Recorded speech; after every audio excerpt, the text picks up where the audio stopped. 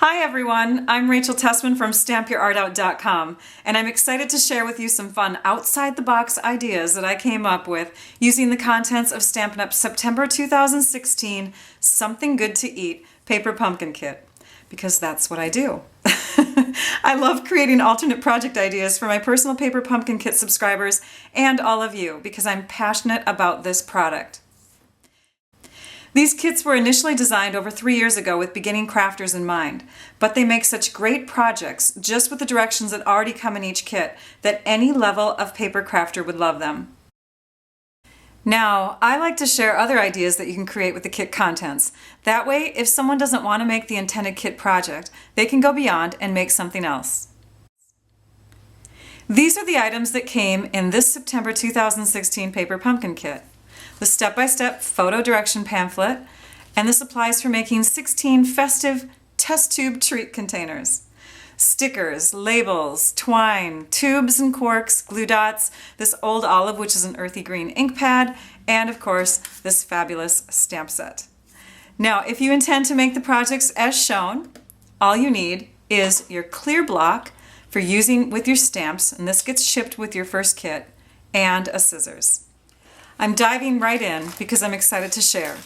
Keep in mind that most of the extra tools and products that I use in this video can be purchased directly through me. They are listed below in my video description and linked to my online store.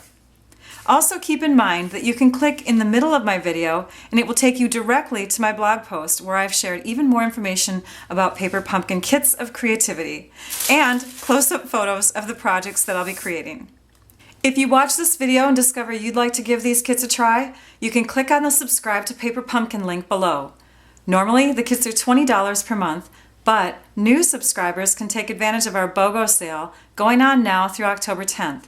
Plus, if you subscribe with me as your demonstrator, I will send you extra ideas each month that are exclusive to my subscribers only.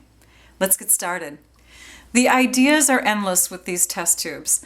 If you watched my first video, I shared with you lots of different alternate projects that you can make with the test tubes. This was one of them. This was a little holder for the test tubes, and I filled this one with water. I have some little flowers in there, great for, say, a little wedding favor. You know, everybody could have one of these sitting at their table area. Or you can really put any filled test tube in there, but it holds it just perfectly. Now, I looked on Pinterest because I wanted to see what else people were doing with test tubes, and these are some other ideas that were shared out there. So along with the wedding favor idea is this love letter in a tube. So you can take and put those golf-sized pencils in here, a rolled up piece of paper. You just take some paper, roll it up, tie it with some of the twine from the kit, stick that in there, cork it, and tie some more twine on there. And these can be sitting out for each guest to write a little note to the bride and groom. Great ideas. Just Pinterest or Google these ideas and it's crazy what you can come up with. So here's some sand that you can collect at a beach, or in this case, this is from our backyard sandbox. But let's say after you get married, then you go to a beach and you have your wonderful honeymoon. So then you can bring a test tube with you every time you go vacationing somewhere, and you can collect sand from all over the world. Then you can sit and, you know, you can label each bottle and have them on display. But this would be labeled Andover, Minnesota, Rachel's backyard. But fun idea for those people who like to travel. That was also something I found on Pinterest. And then this other idea that I had, I didn't actually make it myself, but I'm sharing you this picture right now. I thought this was clever, to take and fill some test tubes with seeds and then little marking, those little stakes that go in the ground, and you can gift a garden to somebody. I think that's just a great idea. I have one more test tube idea to share with you before we move on to scrapbook pages and project life pages. So you're going to take a container and we're going to add some of our fine tip glue. Okay? I might have put a little too much in there. And then we're going to grab some, this is just rubbing alcohol in one of our spritzers. And I'm going to spray that in here. And that's going to add it's going to water it down just a little bit.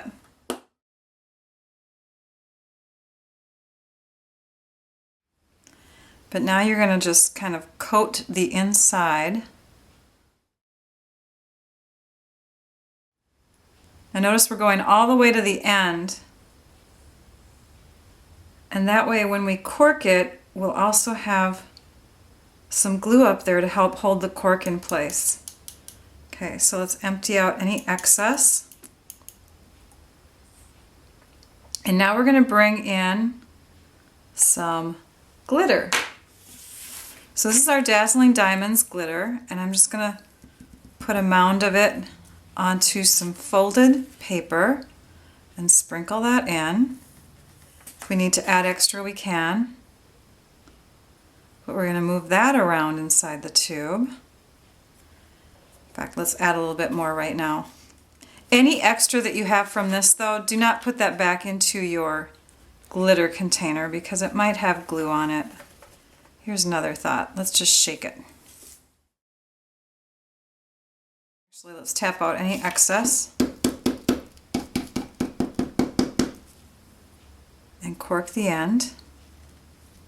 And that glue that's already in there is going to hold this cork in place. And let me share with you the finished ornament. So I made a little Christmas tree ornament. That would be a fun craft to do with your kids.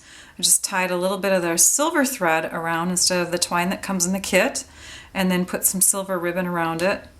And it's just a fun project. So those are just a few more things that you can do with your test tubes. You can find tons more ideas if you do a Google or a Pinterest search.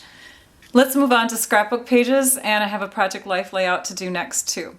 For this Project Life layout, you're going to need layout number 4 from the Variety Pack number 1. You'll also need your paper trimmer and of course your snail adhesive and your snips, your basic tools. We're going to use the Falling Flowers stamp set. Now this is a stamp set that I used in the first video. I love it because it has this little scrolly design here and it just reminds me of pumpkins, pumpkin vines. The cardstock colors we'll use are Old Olive, Pumpkin Pie, Basic Black, and Whisper White. Then we're going to use a couple ink colors. So you're going to need to bring in a black ink. This is our Basic Black, and the Old Olive, which you can use from the kit if you'd like, because you have that ink now in your kit. I love that our paper trimmer has the marks all the way up and past the 6-inch mark, so you don't even have to open up that extra arm when you're cutting for scrapbook page stuff, unless you want to.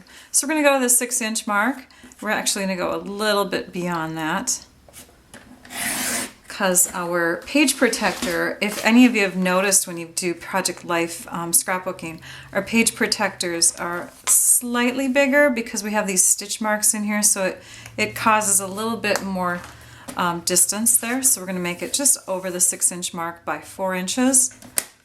And these will become photo mats or places that represent photos, so you could remove them when you put your 4x6 photos in. So we'll need 2 of those. We'll need 2 pieces that are 4 inches by 4 inches.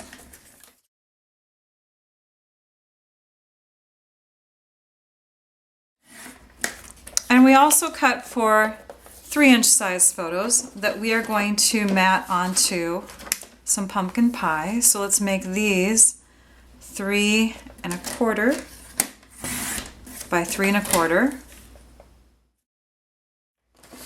And then for our green, oh, I've already trimmed those. We're gonna have 4x6 pieces for our green.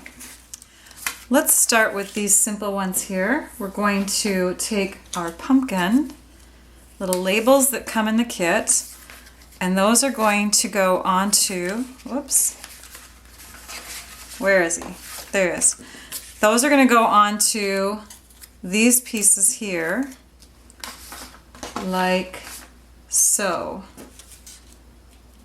Sorry, I had to grab my scissors because I noticed that I have these little punch out edges here. So you'll want to remove those.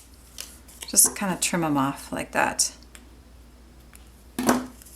Okay, so you'll want to lay your pumpkin pieces down close to the edge, but not right on the edge.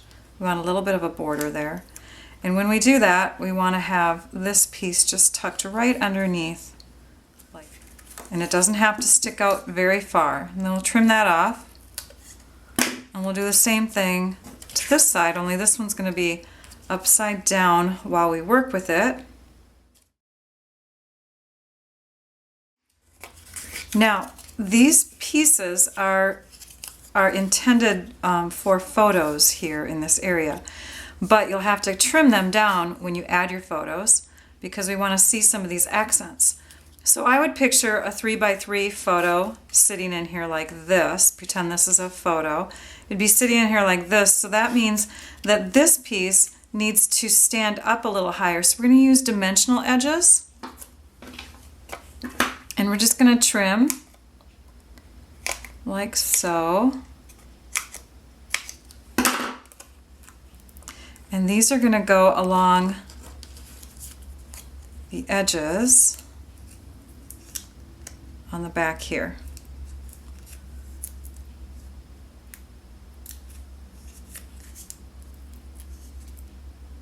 Of course, I forgot to stamp them. Okay, we'll do that in a minute, but this is the idea here, is to mount this right here. And then what we can do is we can add our 3x3 photo in that spot. Do you see how that works? Okay, so I'm going to take this back off. I'm going to stamp it. All right, let's get that scrolly design out. And we got a nice big clear block for this one. You can get extra blocks in the online store too. Okay, so let's get some scrap paper here so we can keep our design area nice and clean. All right. So we're just going to come in and we're going to add a little scrolly design coming up through there. Like that. We'll do the same thing on this side. And there are those finished pieces. We're going to set those aside. Now we're going to grab our smaller black and we're going to mount that onto our 3 1/4 inch pumpkin pie cardstock. And then we're going to pull out our old olive cardstock, and this is going to go onto here, and we're going to put those up on dimensionals, and we're going to have this piece sticking out above and below with some of the scroll design again from that stamp in the background. So let's stamp that now. So now we're going to go ahead and trim these pieces in half. You can just do that with your scissors because you don't have to worry about the exactness of them. We're going to flip these over. I'm going to put a little adhesive on the top and bottom and add these fun little accents.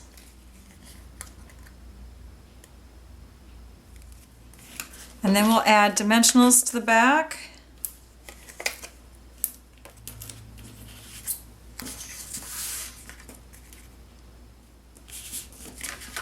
And we'll do that with the other one too. I went ahead and I stamped some more of the old olive swirls on our Whisper White piece, which I forgot to mention. You want to cut a Whisper White piece to 4x4, and that's going to be in the center of your page. So now let's go ahead and take our basic black ink and we'll ink up Happy Halloween to You and stamp that on the bottom portion here.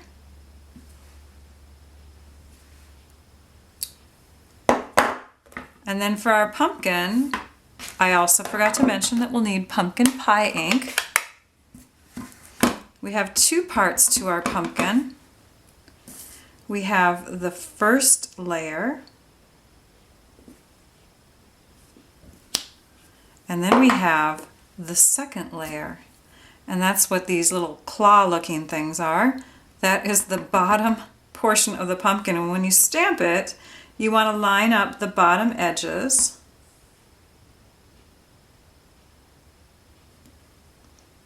And that extra ink on there is just going to give some dimension to your pumpkin to make it look like there's a shadow under there.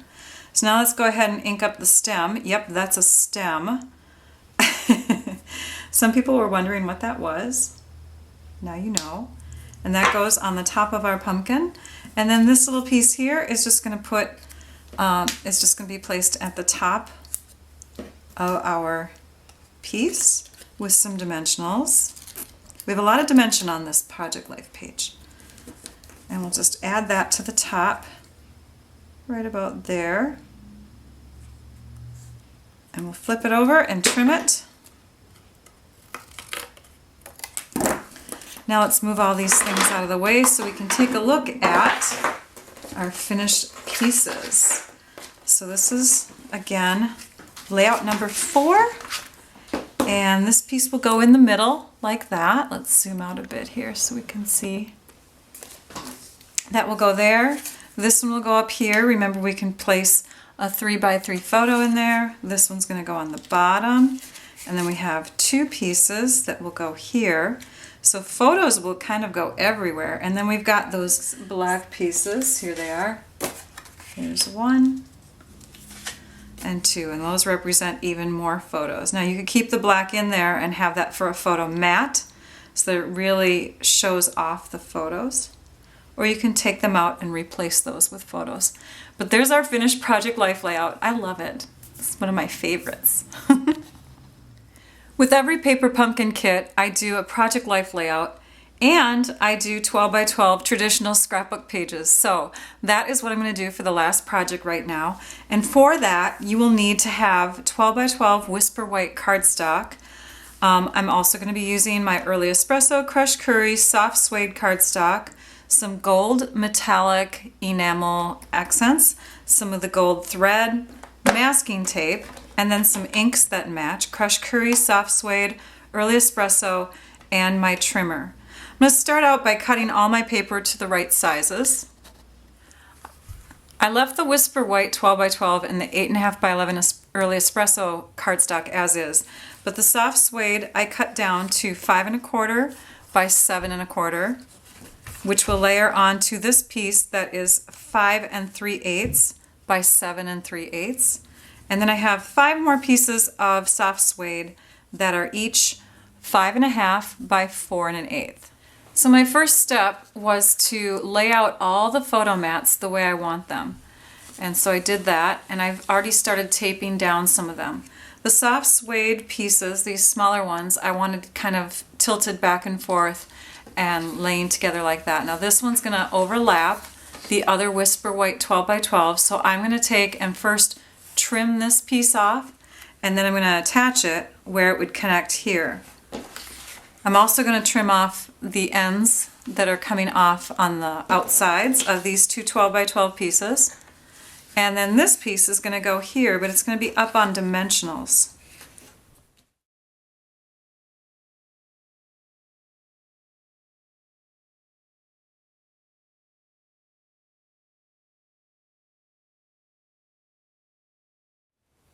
Before putting this piece up on dimensionals, I first added these embellishments, and these come from the little ribbon pieces, the little banner pieces that come in the kit. So I cut them in half like this with my paper trimmer right down the middle, and then I took those pieces and kind of puzzle pieced them together like so. So I'm going to turn this over and trim off the ends. So now I've placed the dimensionals on the back, and I don't necessarily need them in the middle. As long as the edges are out and away from the background paper, it's going to appear that everything else is popped up.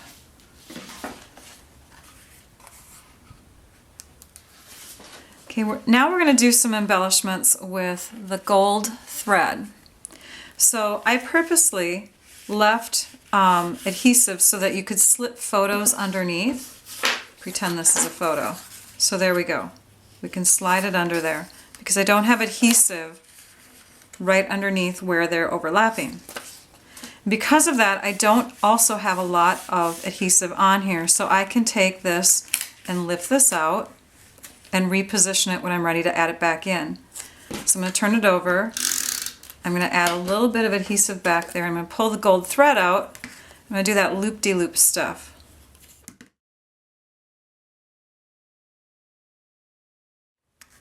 And you can see what a fun look that gives the page. We're going to do that in a few other spots. Our next step is to stamp some sunflowers, and if you look at our stamp set, this could become a sunshine or a sunflower. If you stamp it twice, you shift the images and you stamp it again in between, it becomes a full sunflower, but by itself, it just looks like sunshine rays. Okay, so we're gonna go ahead and do that randomly here and there, above and below the photo mats. I'm starting with the crushed curry, so the outside of the sunflower. You stamp it once, and then you're going to rotate, and because they're clear stamps, you can see right through them. Yay! And there we have part of our sunflower. Here we're going to lift up our photo mat, stamp it down.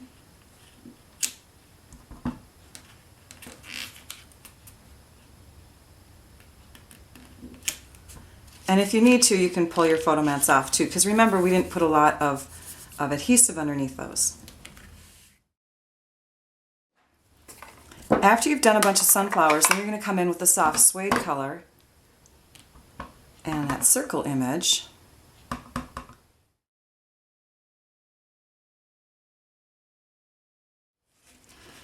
And I'm going to put one here where the papers come together, so you'll want to hold them really tight.